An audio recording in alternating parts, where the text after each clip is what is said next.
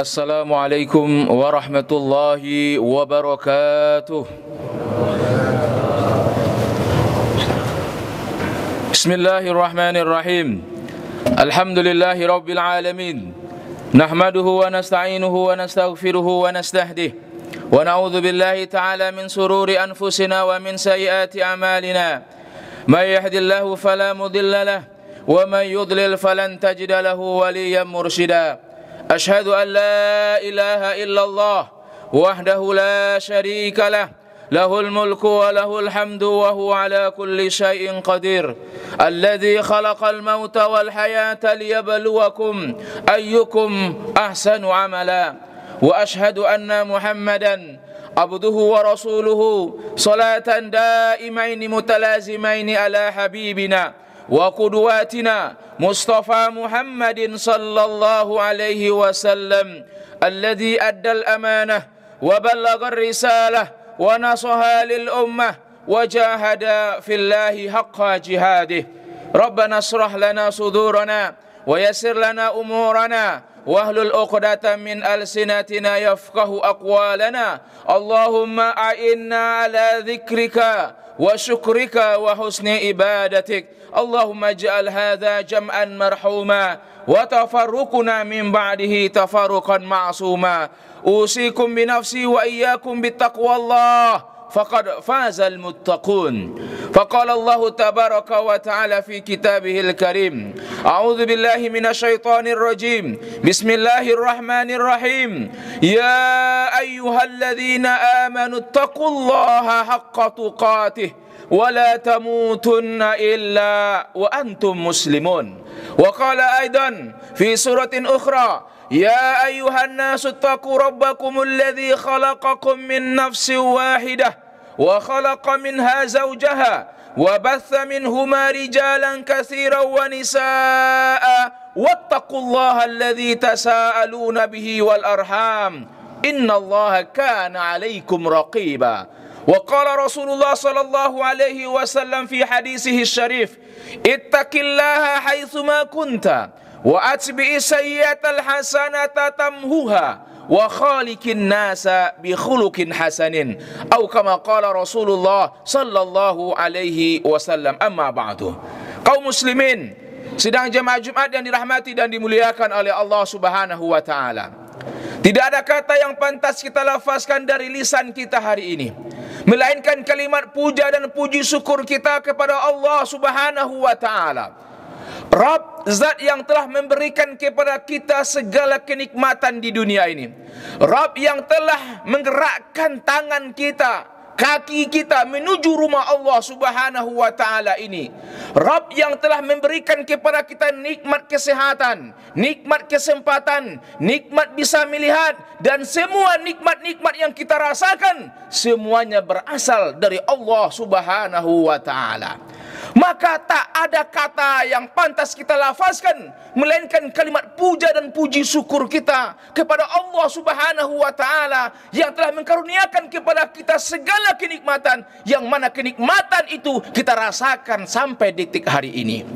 Kaum muslimin, sidang jemaah Jumat yang dirahmati dan dimuliakan oleh Allah Subhanahu wa taala, nikmat demi nikmat Allah karuniakan kepada kita. Bahkan dengan nikmat yang Allah berikan, sebagian dari kita umat Islam menjadikan nikmat yang Allah berikan untuk bermaksiat kepada Allah Subhanahu wa taala, tetapi nikmat itu tetap diberikan oleh Allah Subhanahu wa taala. Apa yang Allah minta dari nikmat-nikmat yang Allah berikan kepada kita? Hanya satu saja.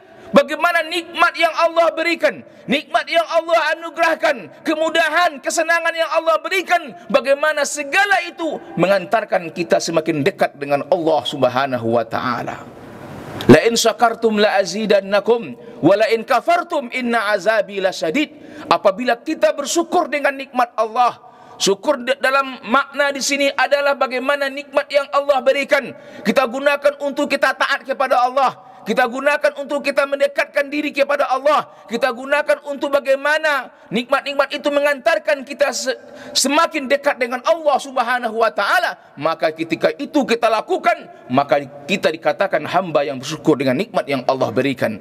Tetapi sebaliknya, wala in kafartum, apabila kalian ingkar dengan nikmat Allah, Nikmat yang Allah berikan kita gunakan untuk bermaksiat kepada Allah. Nikmat yang Allah berikan kita gunakan untuk mendurhakai Allah. Nikmat yang Allah berikan kita gunakan malah untuk berfoya-foya, jauh daripada Allah, lalai daripada Allah. Maka ketahuilah ketika itu kita kufur dengan nikmat Allah subhanahu wa ta'ala. Kaum muslimin, sidang jamaah Jumat yang dirahmati dan dimuliakan oleh Allah, mudah-mudahan berdoa kita kepada Allah subhanahu wa ta'ala, kita dimasukkan oleh Allah ke dalam golongan hamba-hambanya yang pandai bersyukur kepadanya. Salawat beserta salam buat junjungan kita baginda Nabi besar Muhammad sallallahu alaihi wasallam. Allahumma salli ala Muhammad wa ala ali Muhammad. Assalamu alayka ya Rasulullah, assalamu alayka ya Habiballah, assalamu alayka ya Safwatallah. Allahumma salli ala Muhammad wa ala ali Muhammad. Beliau adalah sosok seorang nabi yang luar biasa, manusia biasa pilihan Allah subhanahu wa ta'ala, yang mengemban risalah Islam ini, yang telah mengeluarkan umat dari alam kegelapan menuju alam yang penuh dengan ilmu pengetahuan, dari alam yang penuh kebiadaban menuju alam yang penuh peradaban, sebagaimana yang kita rasakan pada saat yang mulia ini. Kaum muslimin, sedang jamaah Jumat dan dirahmati dan dimuliakan oleh Allah, di sini khatib tidak lupa menyampaikan pesan Allah subhanahu wa ta'ala dan juga pesan baginda Rasulullah sallallahu alaihi wasallam kepada kita umat yang beliau senantiasa rindui, untuk kita senantiasa meningkatkan kualitas iman dan takwa kita kepada Allah subhanahu wa ta'ala. Karena iman dan takwa inilah kita akan dibedakan di hadapan Allah subhanahu wa ta'ala. Inna akramakum indallahi atqakum. Sesungguhnya orang yang paling mulia di antara kalian di hadapan Allah subhanahu wa ta'ala adalah orang yang paling bertakwa kepada Allah subhanahu wa ta'ala. Dan juga Allah subhanahu wa ta'ala berpesan kepada kita, wa tazawwadu fa inna khairaz zadi taqwa. Berbekallah kalian, kata Allah, sebab sebaik-baik bekal kita menuju Allah adalah bertakwa kepada Allah subhanahu wa ta'ala. Takwa dalam arti imtisalu awamirillah wajtinabu nawahillah, melaksanakan segala perintah-perintah Allah dan menjauhi segala larangan-larangan Allah subhanahu wa ta'ala. Kaum muslimin, sedang jemaah Jumat yang dirahmati dan dimuliakan oleh Allah subhanahu wa ta'ala, pada kesempatan yang mulia ini, di hari yang mulia ini, di waktu yang mulia ini, adapun judul khutbah singkat kita pada kesempatan yang mulia ini adalah pelajaran yang sangat berharga yang bisa kita ambil dari sosok seorang sahabat Rasulullah sallallahu alaihi wasallam, sahabiah, seorang sahabat Rasulullah sallallahu alaihi wasallam dari kalangan Ansar yang bernama Ummu Sulaim. Ummu Sulaim ini ada yang mengatakan namanya adalah Gumaisah. Ada juga yang mengatakan Ummu Sulaim ini adalah namanya Rumaisah. Yang mana Ummu Sulaim ini dia memiliki seorang anak yang nama anaknya adalah Anas bin Malik. Dan kita tahu semuanya bahwasanya Anas bin Malik adalah pelayannya Rasulullah sallallahu alaihi wasallam. Ummu Sulaim serahkan Anas, anak seorang diri, dia serahkan kepada Rasulullah sallallahu alaihi wasallam. Untuk apa Ummu Sulaim menyerahkan Anas kepada Rasulullah sallallahu alaihi wasallam? Untuk membantu kebutuhan Rasulullah sallallahu alaihi wasallam setiap harinya. Kaum muslimin yang dirahmati dan dimuliakan oleh Allah, coba kita bayangkan, siapa orang tua yang sanggup memberikan anaknya kepada orang lain untuk memenuhi kebutuhan kehidupan dia sehari-hari. Tapi Ummu Sulaim dia berikan anaknya kepada Rasulullah sallallahu alaihi wasallam untuk membantu keperluan sehari-hari Rasulullah sallallahu alaihi wasallam. Maka tak heran kita banyak hadis-hadis yang diriwayatkan oleh Anas bin Malik dari Rasulullah sallallahu alaihi wasallam. Maka dari Ummu Sulaim ini, seorang sahabiah yang berasal dari Ansar, Rasulullah sallallahu alaihi wasallam bersabda dalam sebuah hadisnya, ayatul iman hubbul ansari wa ayatul nifaqi bughdul ansari. Salah satu tanda keimanan seseorang itu adalah mencintai sahabat-sahabat Rasulullah sallallahu alaihi wasallam yang berasal dari Ansar. Kaum muslimin sedang jemaah Jumat yang dirahmati dan dimuliakan oleh Allah, sahabat Ansar siapa? Sahabat yang berasal dari kota Madinah. Mereka lah yang membantu kedatangan Rasulullah sallallahu alaihi wasallam ketika Rasulullah sallallahu alaihi wasallam hijrah dari kota Mekah menuju kota Madinah. Wa ayatun nifaq, dan salah satu tanda nifak kata Rasulullah sallallahu alaihi wasallam adalah bughdul ansar, yaitu membenci sahabat-sahabat dari Ansar. Kaum muslimin sidang jemaah Jumat yang dirahmati dan dimuliakan oleh Allah Subhanahu wa taala. Apa pelajaran yang bisa kita ambil dari seorang Ummu Sulaim ini? Ummu Sulaim adalah sahabiah yang berasal dari Ansar. Beliau pernah ikut berperangan bersama Rasulullah sallallahu alaihi wasallam, yaitu perang Hunain dan perang Uhud. Beliau bersama Rasulullah sallallahu alaihi wasallam ikut berperang. Seorang wanita yang luar biasa. Perang berkecamuk yang luar biasa. Hadir di situ Ummu Sulaim. Ummu Sulaim ikut partisipasi dan peperangan, membantu sahabat-sahabat yang terluka setelah peperangan. Maka pelajaran yang sangat luar biasa yang kita dapatkan dari kisah seorang Ummu Sulaim, yang pertama adalah keimanan Ummu Sulaim yang sangat luar biasa. Ummu Sulaim menikah dengan Anas, dengan Malik. Kemudian suaminya meninggal dan dia menikah lagi setelah diizinkan oleh anak beliau, disuruh oleh anak beliau Anas bin Malik, wahai ibu, menikahlah ibu lagi. Dan ketika itu datang seorang sahabat, dan dia ketika itu belum masuk Islam, yang bernama Abu Talha Zaid bin Sahal Al-Ansari. Datang kepada Ummu Sulaim untuk melamar Ummu Sulaim. Apa kata Ummu Sulaim? Saya ingin menerima lamaran kamu wahai Abu Talha, tetapi sayang kamu dalam keadaan kafir. Maka akhirnya Abu Talha Zaid bin Sahal Al-Ansari akhirnya masuk Islam dan menikah dengan Ummu Sulaim. Dari kisah ini, kaum muslimin sedang jemaah Jumat yang dirahmati dan dimuliakan oleh Allah Subhanahu wa taala, bagaimana kokohnya Ummu Sulaim. Walaupun Abu Talha ini seorang yang tampan, walaupun Abu Talha ini seseorang yang sangat disukai oleh wanita, tetapi Ummu Sulaim tak menerima Abu Talha ini. Kenapa? Karena dia tidak Islam. Maka Ummu Sulaim mengatakan kepada Abu Talha, kalau engkau ingin melamarku wahai Abu Talha, syaratnya satu saja, yaitu apa? Kamu masuk Islam. Kaum muslimin sedang jemaah Jumat yang dirahmati dan dimuliakan oleh Allah Subhanahu wa taala, lihat kokohnya iman Ummu Sulaim. Banyak orang yang mencari Abu Talha, banyak orang-orang yang mencari Abu Talha untuk dijadikan suami, tetapi Ummu Sulaim dengan kokohnya, walaupun dia beriman kepada Allah Subhanahu wa taala, dia beriman kepada Allah Subhanahu wa taala, sedangkan Abu Talha tidak beriman, dia tidak mau menerima lamaran Abu Talha. Ketika Abu Talha masuk Islam, akhirnya Ummu Sulaim menikah dengan Abu Talha. Di sini letak kokohnya imannya seorang Ummu Sulaim, dan dia tidak tergoda dengan ketampanan seseorang, kekayaan seseorang, dunia seseorang, asalkan dia beriman kepada Allah Subhanahu wa taala, maka dia menerima tawaran, ya, tawaran daripada Abu Talha. Yang kedua, kaum muslimin yang dirahmati dan dimuliakan oleh Allah, pelajaran yang sangat luar biasa dari diri Ummu Sulaim. Ketika itu Rasulullah sallallahu alaihi wasallam kedatangan tamu, yang mana tamu Rasulullah sallallahu alaihi wasallam ini dalam keadaan lapar. Kemudian Rasulullah sallallahu alaihi wasallam bertanya kepada para istrinya, "Wahai istriku, adakah makanan di rumah?" Para istri Rasulullah sallallahu alaihi wasallam menjawab, "Wahai Rasulullah, kita tidak ada makanan di rumah kecuali air minum saja." Mendengar perkataan seperti itu, Rasulullah sallallahu alaihi wasallam tawarkan kepada para sahabat yang lainnya, "Wahai sahabat-sahabatku," kata Rasulullah, "siapa di antara kalian yang sanggup dan mampu untuk menerima tamuku malam hari ini?" Kemudian salah seorang sahabat Ansar, Abu Talha, mengangkat tangannya, "Saya ya Rasulullah, saya yang akan melayani tamumu wahai Rasulullah sallallahu alaihi wasallam." Kaum muslimin sedang jemaah Jumat dirahmati dan dimuliakan oleh Allah, Abu Talha, suami dari Ummu Sulaim, dia mengangkat tangan, mau menerima, menjamu tamunya Rasulullah sallallahu alaihi wasallam pada saat makanan tidak ada di rumah beliau. Beliau tahu, beliau seorang suami, tahu berapa makanan, berapa stok makanan yang ada di rumah. Apalagi ketika ada tamu yang datang ke rumah. Jangankan tamu, kita saja, keluarganya saja, istrinya saja, anak-anaknya saja tidak makan, belum makan karena tidak ada makanan yang bisa dimakan. Tetapi kenapa Abu Talha ketika itu berani menjamu tamu Rasulullah sallallahu alaihi wasallam, yang tentu tamu Rasulullah sallallahu alaihi wasallam dalam keadaan lapar?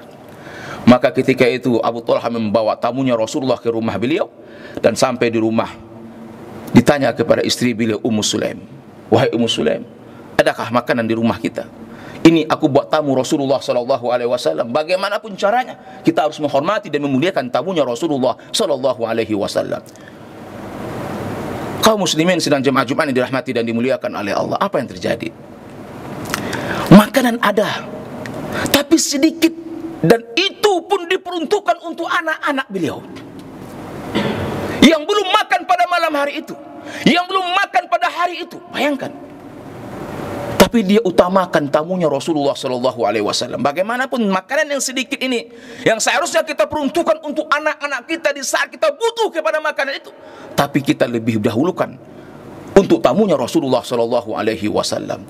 Maka terjadilah pada malam hari itu sebuah peristiwa yang sangat luar biasa, sampai-sampai Allah Subhanahu Wa Taala tertawa dan bangga melihat peristiwa pada malam hari itu.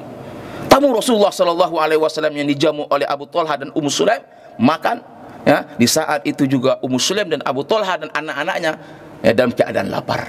Dan turun ayat ketika itu, Allah Subhanahu wa taala mengatakan dalam firman-Nya, "Wa yu'thiruna ala anfusihim walau kana bihim khasasah." Keesokan harinya Abu Talha datang kepada Rasulullah sallallahu alaihi wasallam, dan ketika itu Rasulullah sallallahu alaihi wasallam mengatakan kepada Abu Talha, "Wahai Abu Talha, Allah senyum, Allah bangga melihat peristiwa yang terjadi pada tadi malam." Sampai turun ayat. Dengan peristiwa yang turun ayat, bagaimana Ummu Sulaim dan suami beliau mendahulukan orang lain dibandingkan keluarganya sendiri, walaupun mereka butuh dengan makanan itu. Ini sebuah sikap yang luar biasa, sikap isar yang ada dan harus ada pada diri kita orang-orang yang beriman kepada Allah Subhanahu wa taala. Dan kita ingat lagi kisah perang Yarmuk. 7 sahabat Rasulullah sallallahu alaihi wasallam demi mendahulukan kepentingan saudaranya, walaupun dia butuh ketika itu, semuanya dalam kondisi syahid dan masuk surga di jalan Allah Subhanahu wa taala. Kenapa? Kena isar. Dan itulah tingkatan ukhuwah, persaudaraan dalam Islam yang paling tinggi, yaitu isar, mendahulukan kepentingan saudaranya di atas kepentingan pribadinya, walaupun dia butuh dengan hal itu. Itulah isar. Dan tingkatan ukhuwah yang paling tinggi. Sedangkan tingkatan ukhuwah, persaudaraan yang paling rendah di antara kita umat Islam adalah salamatus sadar, yaitu bagaimana kita merasakan dan memiliki jiwa lapang dada. Kaum muslimin sedang jemaah Jumat yang dirahmati dan dimuliakan oleh Allah Subhanahu wa taala. Pelajaran yang ketiga yang bisa kita ambil dari sosok Ummu Sulaim adalah ketika itu suami beliau Abu Talha ikut berperang bersama Rasulullah sallallahu alaihi wasallam. Ketika berperang di zaman Rasulullah sallallahu alaihi wasallam, tidak sehari 2 hari, ya, berminggu-minggu bahkan berbulan-bulan peperangan bersama Rasulullah sallallahu alaihi wasallam, melakukan perjalanan yang sangat jauh. Dan di saat itulah anaknya Abu Talha dan Ummu Sulaim meninggal dunia. Ketika Abu Talha pulang dari peperangan, tentu dalam keadaan capek, letih, kusut, dan berbagai macam pikiran ada di benaknya Abu Talha. Bagaimana keadaan istri beliau, bagaimana keadaan anak-anak beliau, terpikirkan oleh Abu Talha. Ketika Abu Talha pulang sampai di rumah, dibukakan pintu oleh istri beliau Ummu Sulaim. Dan ketika itu Ummu Sulaim mempersiapkan segala hal untuk menyambut kedatangan suami beliau Abu Talha. Dia siapkan makan malamnya, dia siapkan minumannya, bahkan sampai malam itu juga ya, Abu Talha dan istri beliau Ummu Sulaim berhubungan badan. Padahal Ummu Sulaim ingin menyampaikan sesuatu hal, ya, yang ini tidak diduga oleh Abu Talha tentang meninggalnya anak mereka. Maka ketika itu Ummu Sulaim bertanya kepada suaminya Abu Talha, setelah makan malam, setelah berhubungan, bertanyalah Ummu Sulaim kepada Abu Talha, "Wahai Abu Talha, bagaimana pendapatmu jika ada seseorang menitipkan barang kepada kita, kemudian orang itu datang kembali untuk mengambil barang titipan mereka? Apakah kita berikan barang mereka kepada mereka?" "Iya, tentu," kata Abu Talha. "Tentu kita berikan, bukan hak kita, bukan milik kita. Kita berikan kepada orang yang menitipkan barangnya kepada kita." "Ketahuilah wahai Abu Talha," kata Ummu Sulaim, "anakmu telah dipanggil oleh sang pemiliknya, yaitu Allah Subhanahu wa taala." Subhanallah. Kesabaran luar biasa Ummu Sulaim dengan meninggalnya anaknya. Dan ketika itu Abu Talha tak menerima apa yang dikatakan oleh Ummu Sulaim. Dia marah, "Kenapa engkau mengatakan hal ini kepadaku setelah engkau melayaniku?" dan sebagainya. Lalu Abu Talha datang kepada Rasulullah sallallahu alaihi wasallam dan menceritakan, dan lalu Rasulullah sallallahu alaihi wasallam doakan mereka, semoga Allah berkati ya kalian pada malam hari ini, pada malam kemarin. Akhirnya Ummu Sulaim hamil, dan Allah Subhanahu wa taala karuniakan kepada mereka berdua 7 keturunan, dan 7 keturunan yang mereka lahirkan itu semuanya adalah orang-orang yang menjadi penghafal Al-Qur'an. Fa'tabiru ya ulil absar la'allakum turhamun.